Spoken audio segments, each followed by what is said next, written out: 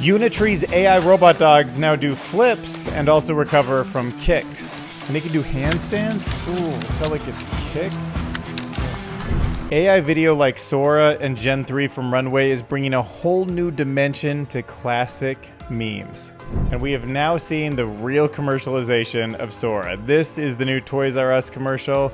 That child is all AI generated, just like that giraffe, the sparkles, the bike, everything you see in this. The development power behind Claude is insane, and it's powering this new website called Websim.ai, and I can't wait to show you how capable it is. There's now new machine learning that can be paired with AI wearables to actually tell you how balanced you are. Plus, machine learning is letting researchers understand the minute details in balance that might lead to diseases in the future. The 2024 Olympics is going to bring custom AI-generated voice commentary unique to each individual. Your personal rundown of yesterday's most thrilling Olympic moments. YouTube is negotiating with record labels so that we might have some AI-generated music tools that sound like real artists soon. A new report says that global audiences aren't just wary of AI-generated news, they're actually suspicious of it. So rich people are doing gene therapy now. Billionaire Brian Johnson has flown to a private island, got an injection that changed his DNA, and now his follistatin levels are up by 160%. And author Erik Vermeulen wrote in Medium about why the AI singularity is not going to happen. But first, let's check out Alan's conservative countdown to artificial general intelligence. What percent of the way are we there right now? At 75% still. 3/4 of the way to not being the dominant intelligence on Earth. So yeah, I guess enjoy it while you can. So we've talked about Unitree's robot dog before, but it's fascinating how good it is at flipping forward. I've never seen it do that. This is a totally affordable robot, and it is durable. Look at it thrown. Oh my god. Oh my god, why are you throwing it like that, bro? I mean, I guess it is God, that thing is crazy strong. All right, so here we got this robot just flipping around, right? Front flips, front flips. That is amazing. But handstands while getting kicked? Are you kidding me? That's like fascinatingly agile. And to get hit with a stick like that and just straight up thrown. I mean, these things can be jumping out of windows and stuff, or just getting hit by cars and just getting right back up again. I mean, it's absolutely incredible where these robots are right now. And this is just the beginning. See what the comments are saying. We're training them to resist human attacks. Brilliant idea. For the record, this guy doesn't represent us all. Praying emoji. Oh, yeah, I know what you mean.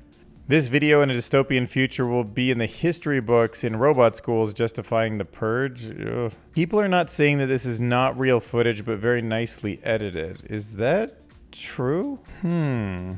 You might be right. The bat is clearly computer generated. If you didn't see my past video on the liar's dividend, it's the idea that with artificially generated like text, videos, images, then we debate whether or not they're real. It gives extra attention to the actual content, which is part of the reason why they do these things. It's just like blows my mind. I think it's real. So you've probably seen this meme somewhere on the internet. Me, Canon, Nikon, elect, free will, God's sovereignty. I know that one comes by your feet a lot. Youth, capitalism, socialism. Looking pretty tempting. Me, sleep, Twitter. You can only get so much out of a static image. And thanks to artificial intelligent video generation, we can start with this meme and see the rest of the story. Well, the lips do kind of kiss there. Let's see, the hands stay kind of intertwined, I guess. Okay, she looks mad, but she kind of keeps staring off. She should be looking at him. Wait, is this clones? These two women have cloned each other? I don't know what's going on. They're dancing. Wait, look at this girl dancing in the background. I didn't see her the first time. These two girls in the blue dress. Look at her. She's dancing. What is that all about? All right, but anyways, let's focus in on their faces. So he goes in for the kiss. He smooches up. She smiles. They hold hands. The fingers look reasonable. I mean, it looks weird. His face looks weird, but that's crazy to see that meme come alive. What do the comments say? His girlfriend is even rooting for him? Lucky guy. I know it's hard to stop, but one day you're going to overcome the addiction of reading comments after watching a video. I know you're reading this one too. Fine, I'm going to move on to the AI generated video from Sora for Toys R Us. This one is impressive. I wonder how Toys R Us and Jeffrey the Giraffe came to be. The son of a bike shop owner, Charles Lazarus. All right. So just pausing this frame, you can see the rack focus. These bikes in the background stay pretty stable, even though they're a little blurry, like they should be for a high-end lens. Now, this little boy is pretty convincing. I mean, the shirt feels real. Something about the proportions seems just the slightest bit off, but not unless I'm really paying attention would I notice it. Little things like the line here where the glasses connect to the ear stay stable. That's something that really wouldn't stay in most of the video generators we've seen so far. And it does a pretty good job with that reflection in the glasses and still creating a sense of transparency. Charles Lazarus had a vision. All right, now when this little boy falls asleep, it feels a little weird to me, but Forever. like he just seems like he goes down and doesn't really move right, but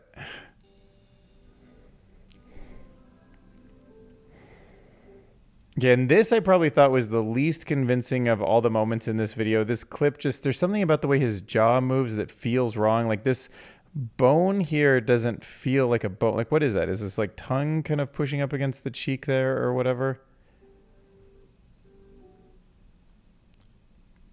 And then I would argue that his smile doesn't really open as much as it kind of grows onto the face, but you know, this is pretty close. I mean, I'm being really nitpicky here. From AI generated video a year ago, like where we have come is insane. I'm totally loving the whimsical like shoes on the floor reflection. I love the vibrant colors. Those toys floating there feel like something that a bunch of CGI people would try to make.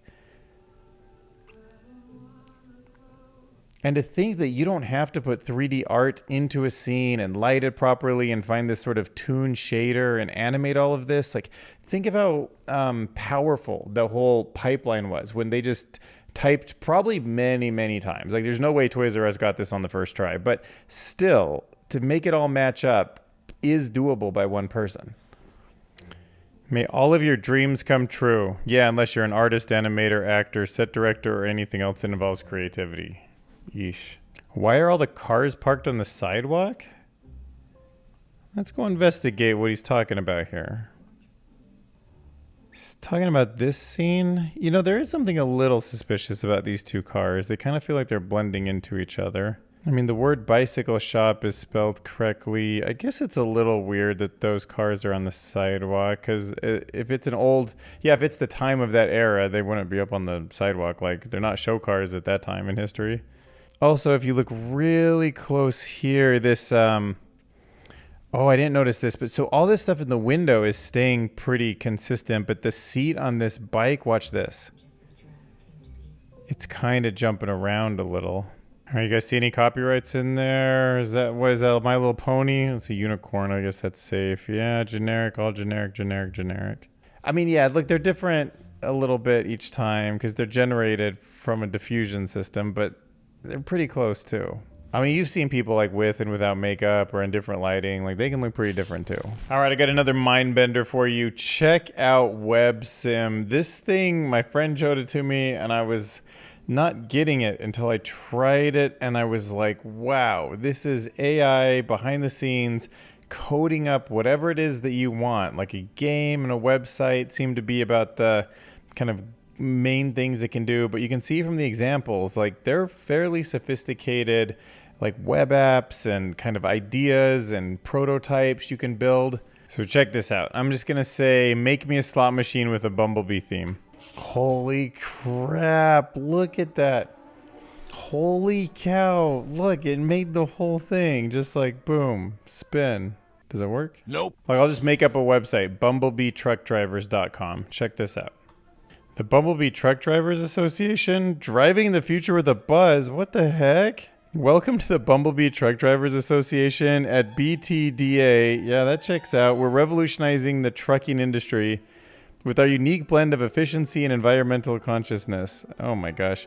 Our drivers, affectionately known as bumblebees, are at the forefront of this new era in transportation. So here's what's even weirder is that these other tabs don't exist yet until you click on them. So let's see what it makes up about memberships. But here's what's weird is these links don't exist yet until you click on them. But when you just click on the annual Honeycomb conference, you can see it just picks this new URL and starts generating something for it. Look, it just made this whole thing up. $299 for member, $400 for non-members? Are you kidding me? That's a ripoff. I got to get a membership. The keynote address, The Road to Zero Emissions by Dr. Beatrice Pollinator. A network mixer, the Honey Hour, meet and greet with industry leaders. View the full agenda. Yeah, why not? Generate me a full agenda. What is going on? This is getting out of hand. I wonder if this was like the trading cutoff day or something. I don't know. But like 8 a.m. registration and welcome breakfast, opening ceremony, day 2. Then the farewell reception, the CEO of Solar Charge Stations. What? It's so weird. It's just not real. It's all just generated by AI. It's all just next token prediction, which is generating code. And then it's like, I guess it's a multimodal model. If the whole thing is, I just got to get my head around how different the future is going to be. This, like, sometimes there's moments like this when I'm like, oh, now I'm starting to feel it. Now, if you go back to the homepage, you can see it's being generated with Sonnet 3.5, but they do have GPT-4o as an experimental that you can put in here too. So we'll try that. We'll see how it does. Working Atari style game about dinosaurs. Okay, this was Claude 3.5 that built this game, but Atari's Dino Dash looks pretty cool to me. Start game. What's my score? Do I jump? Oh, I jump. Does that look like a dinosaur to you? I mean, I guess it picked kind of dinosaur colors. But hey, man, it's in a star. It's at a... Game over. I mean, it's not exactly dinosaur, but I mean, they're dinosaur colors, so maybe... I guess I'm a jumping dinosaur. Yeah, I mean, I'll buy it. Look at that high score. 1,500. Incredible, everyone. It's a real test of ADD. Oh. How long can I do this? Game over. Atari Dino Dash. Okay, so machine learning has been applied to balance in a really interesting new project. So this was done by some researchers at Florida Atlantic University. And instead of relying on the normal, like, subjective methods of asking people, like, how do you feel about your balance? Or even testing them by, like, walk a straight line and let me see how you do. So they put these tiny sensors on 5 different spots in your body. So it's kind of like turns you into a giant gyroscope, which turns out to be a pretty unique data source. So they put all that into a machine learning model to learn about balance. And now if you have these little wearable sensors on people, you can tell when they're out of balance, and you can get early clues to things like Parkinson's, but you can also monitor people who might be at risk of falling, or just generally, like, when your body stops performing at a level where you feel comfortable. You know, imagine that sensor realizes that grandma's upside down, you know, something's up. So get ready for the 2024 Olympics. There is artificial intelligence being weaved into the broadcast in a way that we have never seen before. The voice that you always hear during the Olympics, it's probably like burned into your brain. The second I heard it, I was like, oh yeah, that's the Olympic voice. That guy is named Al Michaels. But also these are international, so you need it in every language. You also maybe want to customize each person's experience, and that can definitely be done with AI-generated audio. But NBC's taken the step to actually making it happen, building the APIs in, building it into their system that's actually broadcasting the events, and it sounds like this. Since you're a swimming fan, let's head right to the pool. Team USA secured a stunning victory in the men's 4x100 meter medley relay, smashing the world record. So first off, I think this is going to be really impressive, and I think people are going to like it. I don't know, though. Like, it's real enough that I think a lot of people buy into it, but there could be backlash. I mean, with AI, sometimes I underestimate these things. Also, if you're trying to get people to sign up for your streaming service, you know, NBC's Peacock is not one of the big ones. You know, we always talk about like Hulu and Netflix. But if people need to sign in to their streaming service to get this customization, that could be a very powerful way to generate subscriptions. And that's something that might change the way we think about Netflix and Hulu and all that stuff. You know, in the future, logging into Disney Plus to get a custom version of like Thor or some Star Wars thing might be that bridge where it's not like they've moved into video games, which is what Netflix is trying to do, but they're now into custom content. And it requires a login, like a streaming service. But obviously Google is well aware of this stuff too, and that's why YouTube is trying to convince record labels to license their music for AI song generators. Seems like it's going to be pretty hard. But then again, Google has deep pockets. YouTube is a very popular and well-leveraged platform. They're already kind of in with the music industry. So if anyone can do it, they might be able to. So here's what YouTube wants. They are trying to get record labels to license their music for a new AI tool that can clone popular songs by offering them an upfront payment. But like if I'm a record label and I have like Taylor Swift or someone's like brand and I'm trying to negotiate the best I can for her and for me, and YouTube is like, I'll give you, $100 million, let me generate any kind of Taylor Swift song that anyone on YouTube wants, you'd have to really think hard about that deal. I mean, it could be a cash cow if you're getting this like residual income from everything, but then YouTube's only making money if they make that song and then they place an ad on top of it. So the article says that this is a move that YouTube's doing in an effort to launch AI-generated music features this year. So they're trying to go fast on this. Of course, many artists are worried that AI is going to devalue their work. That totally makes sense. Some major labels like Sony, Warner, and Universal are in talks, but only a few artists participated in the initial tests. So there's speculation that maybe this tool will only be part of the Shorts program at first, so maybe it works better for things like Reels and TikToks. But it's funny because at the very same time, the music industry is suing AI startups for using copyrighted music without permission. So they definitely are trying to be like, dude, just sign this thing. Here's all the cash in the world. All right, so according to Rutgers, there's, let's say, an unease about artificially intelligent generated news, especially when it comes to sensitive topics like politics. All right, that makes sense to me, but annually, the Digital News Report, which surveys over 100,000 people across 47 countries, found that many customers are skeptical about AI-generated news content. So the concerns are about misinformation, and there's a notable increase in the number of people worried about false news. So I thought everyone is already worried about fake news, but I guess it can still go up from there. Also, the report goes on to note that there's a growing influence of individual news personalities on platforms like TikTok that actually are the trusted sources for news. Yeah, and I don't know how I feel about it. I mean, look, I'm on YouTube. I'm trying to have a direct connection with you, and I want to be able to connect. Look, I'm just a single individual who goes through a bunch of newsletters and different websites, just finding stuff that I want to talk about. I put it in these videos. I summarize it, oftentimes using a large language model, and then I throw my opinion and context over it, and it's just probably biased, to be honest. You shouldn't treat it like it's a fair source of news in all aspects. No, I'm talking about tech, so it's a little bit different. But, if I was really talking about politics, I would be talking about my opinion. If I was talking about a lot of the ways I think about AGI and the philosophy of how this futurism and technology is going to influence our world, those are my opinions. Look, and I know that's the case for hundreds of people on the right and the left when it comes to political news. And I guess we just have to acknowledge it. It's not the worst thing if you choose to get the majority of the way you think in your news from those people, but I guess you should just be aware of that. Hopefully we'll have a long time to talk about politics, especially if someone like Brian Johnson has anything to say about it. He is a billionaire with a B. He is incredibly rich. He spends millions and millions of dollars on his goal, which is to live to 120 and beyond. Actually, according to the title of his video, to live forever. I know he wears a shirt that says do not die or something, goal is not to die. Oh yeah, that's his shirt, don't die. I love it. So he made a pretty fascinating video where he documented himself going to a private island, because you could not do this anywhere in the United States or any big country.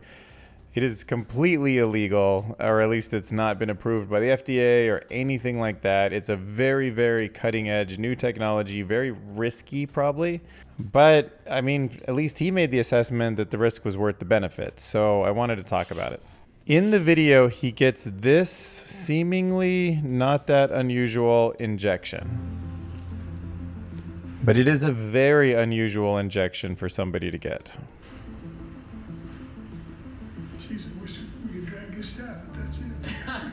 But that was gene therapy in action. My team and I have avoided gene therapy because it seemed too risky. If a therapy caused, say, cancer in my body, there'd be nothing I could do to reverse the process. All right, so I haven't heard of a gene therapy where you can take a pill that will actually deactivate it if things go wrong, but I guess that's what these guys have invented. And, you know, there is some precision in gene editing targeting. You can have semantic gene therapy, which is going to target the non-reproductive cells, or you can like do the germline therapy where it goes into the reproductive cells. And it could be adding a snippet of DNA, which is then going to create new molecules, or it could be gene editing, like if you trim something out and it gets pieced back together, that signals something and then it can create the new therapy. But it seems like we're kind of on the verge now where gene therapies, at least for the exceptionally wealthy, are happening. Now, the FDA has approved some gene therapies, such as this one that's called Lexchernia, and it's for a rare form of inherited blindness. And then there's another one for spinal muscular atrophy. So in some cases where there's great good and they're sort of rare and controlled, there's some FDA approval, but not the stuff that Brian Johnson just did, for sure. And I'm sure we're going to see this expand. We're going to get more comfortable editing our DNA. But yeah, I mean, it's a bag of worms. Like, messing with your DNA, you get that wrong, I don't know, it could be crazy. But then again, if you know what you're doing and you know what the genes are doing, but there's usually so many knock-on effects in the body, it just seems risky. But he ends his video by saying 3 weeks later, his follistatin levels had increased by 160%, which achieved their target objective. And by the way, if you're wondering, that's a protein. Follistatin is a protein that plays a significant role in regulating various biological processes in the body. It's best known for its role in inhibiting myostatin, which is a protein that negatively regulates muscle growth. So yes, this guy is probably going to genetically increase his muscle size by a lot. Like, what if that guy becomes like the new Jay Cutler or Ronnie Coleman, you know? Just because now he's got this gene injection, and then there's less myostatin, which reduces muscle. So maybe his muscles blow up? I don't know, dude. Who knows where this is all going? Now let's talk about this Medium author, Erik Vermeulen. He's a PhD, and he says that the singularity is not going to happen. At least not for most of us, and for reasons unrelated to technological progress. So let's dive in. So he points out how there's been a lot of over-enthusiasm for new technologies like DAOs and crypto, and AI could be just like basically in that bubble. He imagines a world where AI continues to assist and help a lot of us, but doesn't necessarily like take over our jobs. He talks about how AI will reflect human achievements and creativity, suggesting that we'll always maintain some kind of control over it because it's like us. He points out that whenever there's too much enthusiasm about something, like there's some skepticism that builds up, and that's like a balancing mechanism that will make it so it doesn't get out of control. And that all technology produced happens incrementally. So at each increment, we have a chance to get in there and change it so we can keep steering it day by day towards something that's a bit safer. Honestly, it's a really good read. I think his points make a lot of sense. So whenever I see somebody who doesn't think it's going to happen, though, I like to run it past the AI denier's prayer. AI is not happening because it's not actually possible. Okay, now Erik's past that one because he did say that it would be possible. It's just that we're going to steer it away from the worst outcomes. The prayer says, and if it is, it will never be smarter than humans. Now here he might be a little in denial according to the prayer, as it says an AI tool, meaning it's just a companion to humans, he assumes. So he might be believing that one. And if it will be, it's decades away anyhow. I don't get any of that. It seems like Erik seems well aware that it's happening fast and that we're like building it incrementally right now. But if it is sooner, it doesn't truly understand. And this one he might be a little bit off on because he talks about human control. Like AI primarily draws from human achievements and creativity. So it's like, yeah, but just because it draws from something doesn't mean it doesn't understand ever. I agree too. It primarily learns from us, but then it learns to be better than us and a new thing emerges. And even if it does understand, it will never be sentient. So we don't even go into that territory in his article. And even if it is true, you're just a kook. Well, he says AI may manipulate people, but it won't necessarily do it in an uncontrollable or irreversible way. Or perhaps I'm being a little too optimistic about humanity, ? It's a good read. Check it out on Medium. Subscribe, read his article, support him. Why the AI singularity will not happen. GRIMLOCK, transform into research.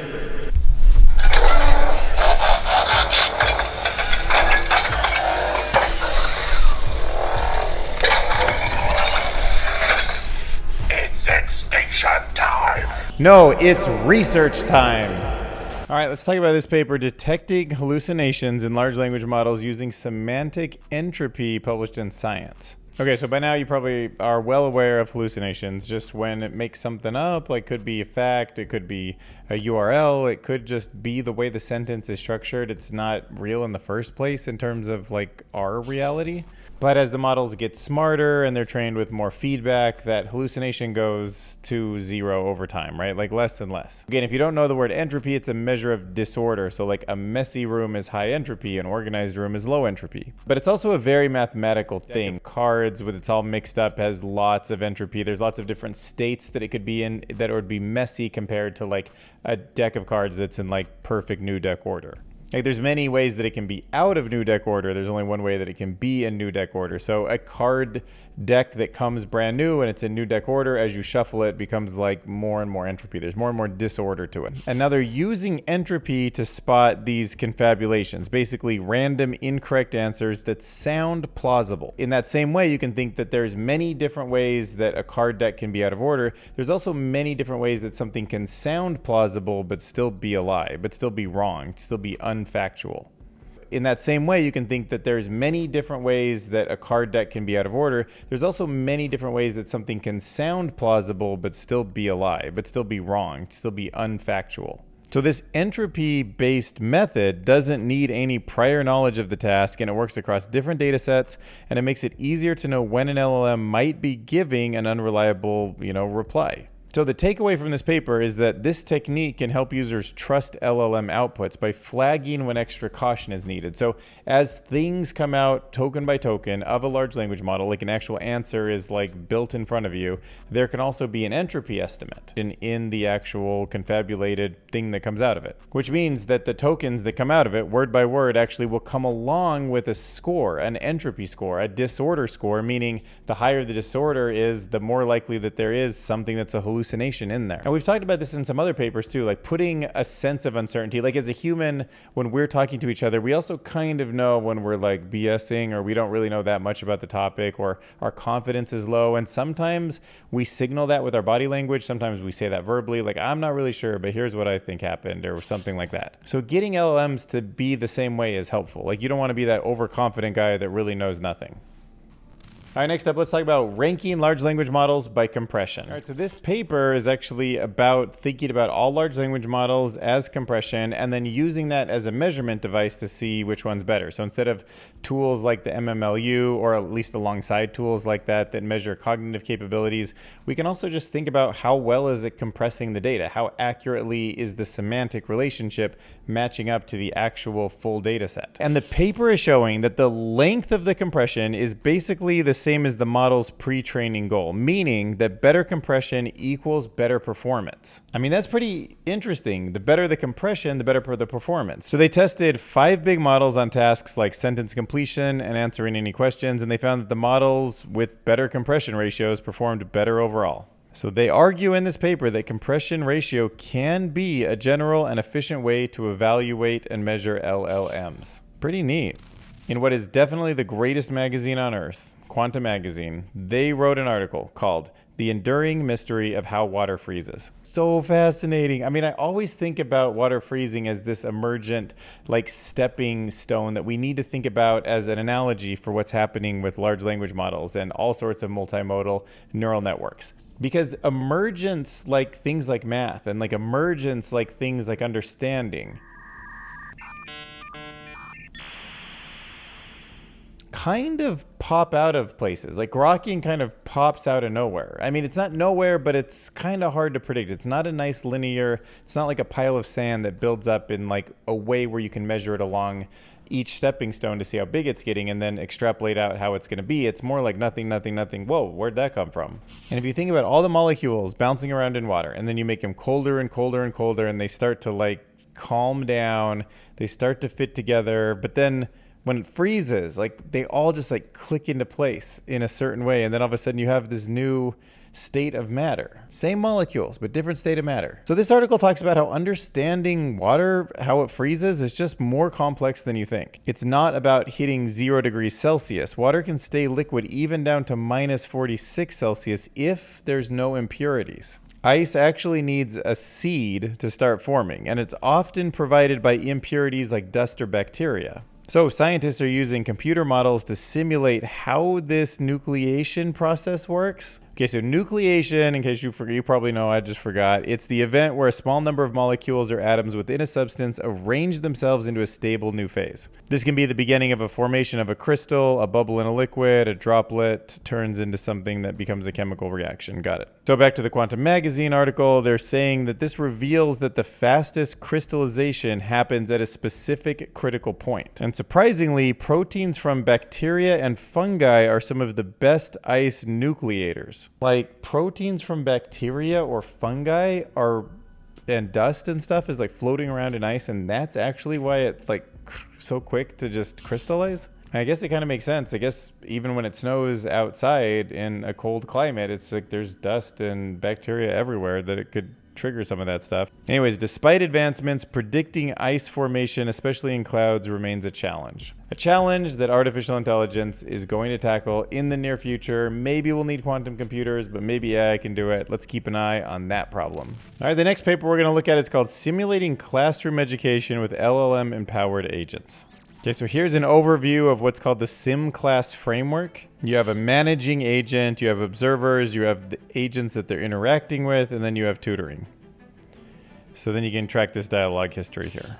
It's cool. This is like a little agentic workflow. It's called Sim class, and it's a large language model that can create simulated classroom experiences. So it sets up these multiple AI-powered agents, like teachers and classmates, to mimic real classroom settings where users can participate. So all of these little agents down here, the teacher, the assistant, the classmate, and the users, they interact just like you and me know from school. Then they tested the setup in 2 courses with real students and found that these AI agents could replicate typical classroom interactions pretty well. So it makes you wonder, are we going to start sending our little AI agents to school sometimes? Like what if I took my Claude 3.5 and was like, hey, I want you to learn more about dinosaurs, and then I'd send him to a paleontology class and he'd ask questions, or like other students, other people who sent their agents would ask questions. There'd be maybe a teacher agent or maybe even a human teacher.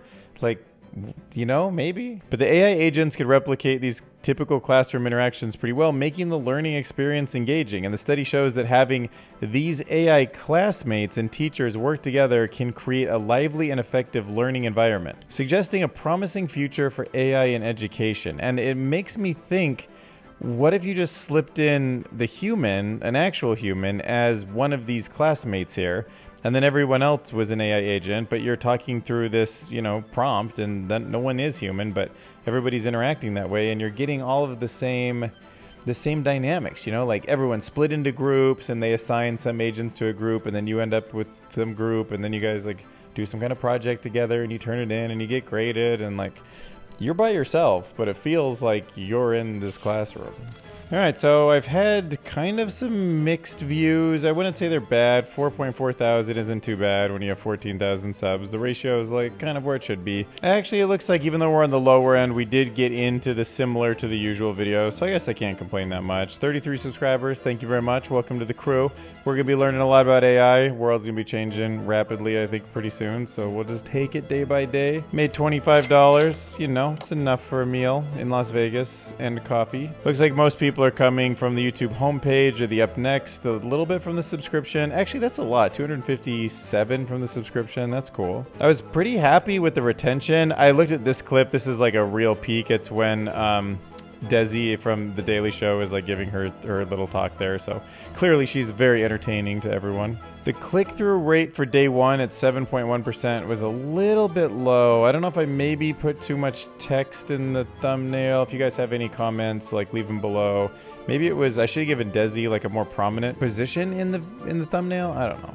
Also, I debated putting Jon Stewart in there because it's a Daily Show thing and he's a little bit more recognizable as a face. But then I thought, actually, I made a whole thumbnail with him in it. And then I was like, but he's not actually in the video, so it could be like a little bit false advertising. So I didn't do it. But let me know if you guys think I would have done better with Jon Stewart in the thumbnail, or let me know if you would have thought that was legit too. It was another 100% male audience. I know we were starting to creep up on that 1.5% female, but I guess we lost them. So guys, like, whatever, you know, we'll keep on trucking. Maybe they'll come back. You never know with girls. If you want to see a little more detail in the age ranges, we end up with about a third of people in the 45 to 55. So about a third of the audience is in the 45 to 54-year-old category. It's also interesting when by age you switch to watch time hours, and you'll notice that the 25 to 34-year-olds go down, and then the 45 to 54-year-olds go up. Meaning this group, this 35 and this 45 group, they're just more into watching the whole video, which kind of makes sense. I guess this is more like the TikTok generation. They're probably like, oh my god, GRIMLOCK and your like research, it's too slow. But you know, to their credit, a bunch of them stick around. And like, you know, I understand my content's not going to appeal to like the average TikToker. All right, so let's leave you with a song. All right, so thanks for the comments. Hot robot, hot body, hot voice, never leaving the house again. That one can make the list. I'm more interested in seeing a video with your enthusiasm and your insight on a personal level than you showing me stuff that others think people are interested in. I appreciate that. I think I'm gonna put this one in there. It's a good reminder. That's a good reminder. I'm definitely playing a game in my head sometimes about what would get views, but also what I love. So I'll try to find the right balance on that. All right, Des Lydic isn't wrong. That sequence was pretty cringe. It's gonna make a wonderful song. All right, what are you guys thinking? Ambient, mutation, funk? Okay, we'll just do that. Never leaving the house again. I'm more interested in seeing a video with your enthusiasm and your insights on a personal level, and you show me stuff that you think other people are interested in. Desi Lydic isn't wrong. That sequence was pretty cringe. Yeah, that's what I'm talking about. We'll see you guys in the next video. Hit subscribe, share the video, drop a super thanks. I'd really appreciate that. Thanks for watching. Say goodbye, GRIMLOCK. Goodbye, friends. Goodbye.